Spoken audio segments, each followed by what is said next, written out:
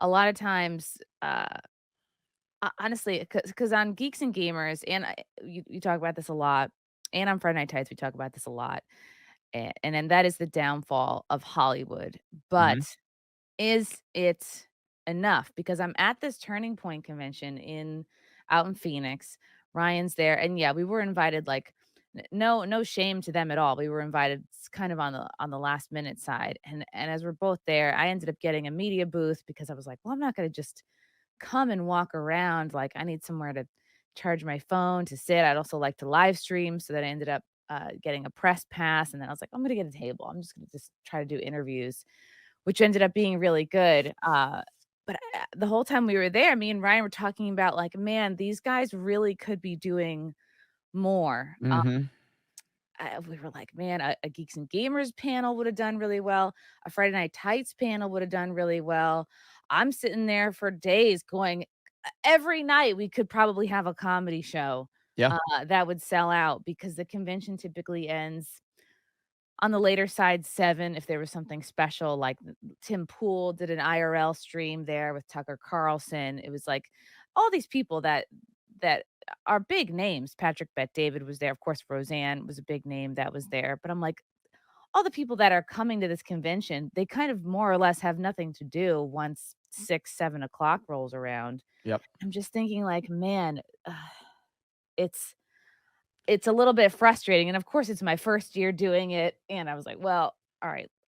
The gears were turning about things that we could pitch, for next year, but to me, it struck me as a really good example of how the right, or I don't know, it's hard to Well, the right, distinguish between, like, the yeah. conservatives or the right. Like, I Yeah. just think they're leaving a lot of opportunities on the table to promote the arts, or to bring in more of a culture aspect to these types of events. Absolutely. I mean, the right slash conservative side are their own worst enemy, and they have been for a while. You there's I don't know what it is, if it's egos are involved or what, but this is where the left continues to they don't let their egos get in the way of their goal and agenda a lot of the times. Whereas the right, like Vivek Ramaswamy said this during one of the Republican debates few months or about a month ago. If you got Tucker Carlson, Joe Rogan, and Elon Musk to be the debate moderators, could you imagine how many people would tune in for that? Could you Everyone would be Oh my god, watching. and then, of course, there ain't no way Trump's gonna not show up to that one. So you're gonna have Donald Trump on the debate stage. You're gonna have Tucker Carlson, Elon Musk, and Joe Rogan sitting there, and it will be the most watched thing, and it wouldn't even be close. But for Mhm. some reason, those things aren't happening. Why aren't you utilizing these absolute rock stars that, and I think the best way to describe this is a non-leftist. You know what I mean? Like, I'm not a conservative. I'm not a Republican. I'm a Trump guy. I'm a Trump guy, and I can't stand the left and all of that. So I basically, it's anybody who's just a non-leftist at this point in time. Like, for me, if I ever got the money, if I ever got the budget, if I ever got the resources, I would absolutely have an event. And everybody knows, like, I don't know Tim Pool. I've clowned on Tim a little bit here on my show or whatever, but like, I would love to have Tim Pool and Tim Cast at an event that I would be hosting, along with anybody else that I may like or not like or whatever. I don't really care about that. I care about putting on a good event. And there are rock stars within the non-leftist side of things. If people would all just get on the same page and understand that culture and entertainment and coming together and building an environment that expands that culture and starts to show young people that there's life beyond Hollywood and TikTok, it would be monumental if they could just get out of their own damn way, you And you know? bring up such a good point, Jeremy. It's like maybe we don't have the words or the language to describe, because people are so quick. People call me conservative and I go, "Oh, maybe am I more libertarian?" But like, gosh, if I were to really break it down, am I socially kind of more liberal, in many ways still kind of like a 90s liberal, but on the other hand, if you were to ask me how I feel about the border, okay, that's I would say I'm probably more conservative on that, and financially, God, who knows? It's a whole thing, but we don't really have the language to describe. It's, I think, like anti-woke or non-leftist. It's broad, it's vague, and I think the left and the sort of powers that be they know that we're very good at dividing ourselves up. I think the recent calendar controversy is a really good example I of honestly don't know what's going on with that. I keep seeing people talk about it. I was asked about it on my show last night. I'm kind of that's I don't know what's going on with that. What's going on with that? basically, and I'm gonna have someone on my channel a bit later on to talk about it. I think, he's one of the producers of it. We're gonna talk about it a little more, but they released I think it was called the Ultra Right or Ultra yeah, it was like a right-wing beer company worked with, God, who's that swimmer? I am drawing such a blank. I don't Riley know if I'm Gaines? Riley Gaines, Yeah. who was also at the Turning Point convention. Anytime I mess up, I'm just gonna say pregnancy brain and not just regular retardation kicking in. They've worked with Riley Gaines to put out this, 12-month kind of pinup conservative women calendar, and from the photos that I've seen, none of them were all that scandalous. It's nothing worse than you would see on anybody's Instagram, I think.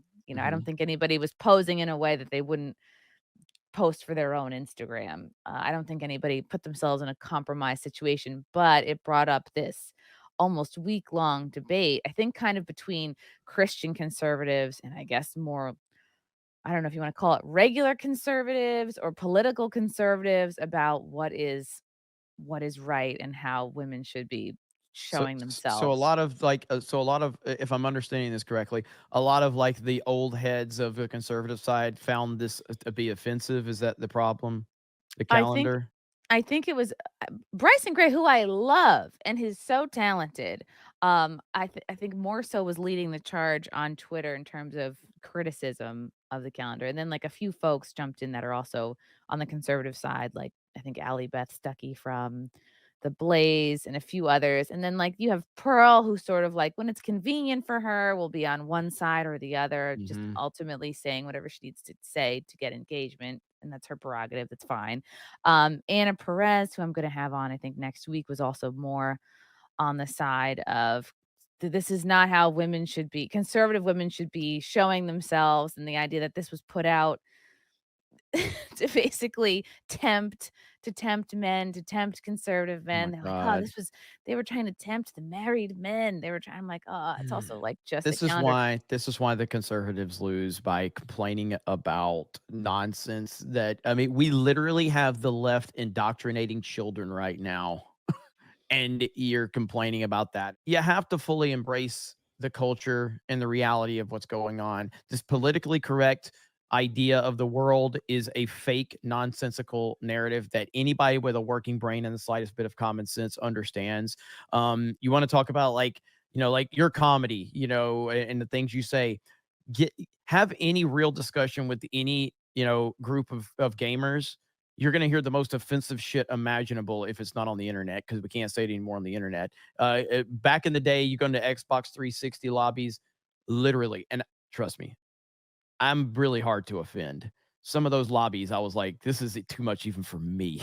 Like the things that were being said, and I'm like, Mhm. holy shit, man. But my point being is that like people don't care about these things at their core. They're being conditioned to pretend that they care about these things when the lights are on It's or when you're exactly on what social Elon media. said. Yeah, Yes, they're when he being went viral. conditioned. Yep. And the conservative right needs to understand the importance of entertainment. The gaming world is the biggest. It's 10 times bigger than Hollywood. It's not even close. Gaming is monumentally bigger. And you don't need to you need to embrace it, and you need to start reaching out to it. So like Turning Point USA, I wasn't there. I have been to a couple of Turning Point events and I thought they did a really good job. They need to start reaching out to people that are beyond the political sphere. So for instance, I remember years ago AOC was making appearances on Twitch streamers streams. Do you know Oh the god, that's impact that right. has the impact that has on the young people just seeing, "Oh, well, AOC, she's cool. She's playing Minecraft, or she's playing Mhm. Fortnite, or she's playing Call of Duty, or whatever, Among Us." And young people see that, and they just see, "Oh, well, AOC cool, Democrat cool. left wing cool. Like it's meant to get into their mindset and start to condition them to know that okay, the Democrats are cool. This goes all the way back to Bill Clinton in 1991, maybe when he went on Arsenio Hall. He went on the Arsenio Hall show and he played a saxophone with sunglasses, and everybody said Bill Clinton is cool. Bill Clinton is in the know with the Yes, culture. they call Bill Everybody loved it. Clinton the first black The president. first black president, and that's what put him on the radar. Nobody cared about his accomplishments as governor. Nobody cared about his policy. Nobody gave a fuck about any of these things. They cared that he played the saxophone on Arsenio Hall and he was cool and he had sunglasses on and he was relatable. George W. Bush, he was the kind of guy you could have a beer with. That's why they voted for him, because he failed at every fucking thing he did before then, but he had a good old boy feel to him, and he was the kind of guy I could hang out with. So they voted for him. Barack Obama, we all know how that was a bunch of bullshit with his fake speeches and all of that and his name, but the media fell in love with him. All of this, politics has nothing to do with policy. It's a popularity Mm, contest, and it's about reaching and impacting the culture. And the right and the conservative side needs to understand that. Nobody gives a shit about what you believe. Nobody cares about your morals. Nobody cares about all of that shit. You can do whatever you want in the privacy of your own home. You can believe what you want to believe. You can worship what you want to worship. You can have whatever standards you want in life, but quit acting like everybody else has to have the same exact belief as you and embrace the bigger idea, or you're going to be crushed by the left. That's the reality of the situation. yeah, and same thing, people were at the TP USA event because there was I mean, me personally, I was really excited to see Roseanne. She gets on stage, she deleted all of her notes before she started her speech, and like a true professional was like, "Well, shit, well, what do you guys wanna talk about?" And nobody cared what no one was asking her, "Well, what do you feel about this policy or that policy?" People just love her for her personality. They know she was kind of well, not kind of, definitely canceled by Hollywood. They know her story. They care about her story, and that's what connects with people. And it's like what you said, accessibility is key. When AOC was first coming onto the scene, she was kind of more accessible. Mm-hmm. She was the youngest, what, congresswoman that we've ever installed. She was fresh out of college. You know, people still play those videos of her dancing around in a Boston college shirt or whatever. It was Boston U. And now it's kind of like she's lost her accessibility and she's in the squad and she's in the establishment. So she kind of, I don't think she cares as much anymore about reaching the people because she's in. She's pretty solid there. So Yeah. yeah, accessibility really is key. And so I'm gonna work on. I wonder if there's just it feels like too much of a risk. Like if I'm in charge of a big event like a TPUSA or something maybe where there is more of a religious angle or more of like a youth angle. I guess you have to think about, all right, well, you don't want do you want kids sitting in on a comedy show? No. But you can definitely uh make sure it's 18 and up for something like a Yeah. comedy show. Or if it's Mhm. like I mean, it's like it's not like teenagers aren't, like you said, gaming themselves, using curse words unless you're graphic or being really kind of like X-rated with things, which you wouldn't be. It's just you yeah, you'd have to just discern, Well, it, it who could it buy a it comes ticket. down to the simple: parents have to parent their fucking kids. It's like Mhm. like it, and I can't. If you put out if you have a comedy show that is clearly 18 and up, and if there are children that are below under the age of 18 that work their way in there, whether they are not whether they are not under the supervision of their parents, or if the parents bring them in there, that's not your responsibility. As long as you've done your due diligence by claiming, hey, this is an 18 and up comedy show. If parents can't parent, that's no one's fault but the parent, and you can't worry about the ramifications of what happens beyond that because it's not in your control. And you certainly can't go up to a 16-year, 17-year-old and have any authority over them, or you're going to be the one that's probably going to get in trouble. So parents need to learn to parent. It's that simple. Yeah. Chrissy and Jeremy, you are spot on. CPAC, TPUSA conservative youth events are horrible at doing relevant culture from gaming, movies, comedy, DW, Daily Wire dips, but are the pure flicks, the Blaze doing either I can't read or okay. Or the Blaze doing better. Yeah, I do appreciate, and again, like, I appreciate the Daily Wire. They're Mhm. definitely trying. They are dipping a toe, into TV and film. I thought it was just gonna be Terror on the Prairie, and they weren't gonna put out another film. They weren't gonna Yeah. try again, but they did Lady Ballers. They've done a couple other things. They had What Is a Woman, which did extremely well. So they are trying, and they're pretty new at this. They they need to, like, I think right now, if we're looking at major companies or brands or anything like that, and I know I'll get some kickback on this, from people, and I totally understand that, but if you look at it as objectively as possible, Barstool Sports is probably doing the best job of any major company at embracing any side of things, like allowing, and the thing is like Dave is the face of Barstool, but he is not the only personality. There's personalities there, and they don't even like that Dave dips his toes into politics, and he'll dip his toes into whether it's pro Trump or anti Trump stuff. Like at times, he's pretty independent on that. And I think Dave has a very surface level knowledge on a lot of stuff, like very surface level, which is nothing wrong with that. Some people say the same thing about me. So, but there's some things Dave talks about. He has no idea what he's fucking talking about. And it pains me when he talks about it. But overall, Barstool as a brand, they do a really good job of not alienating people on specific topics. Where I think the Daily Wire still comes off as very much like, we know our shit doesn't stink. And if you don't believe as us, then we're not really interested in you.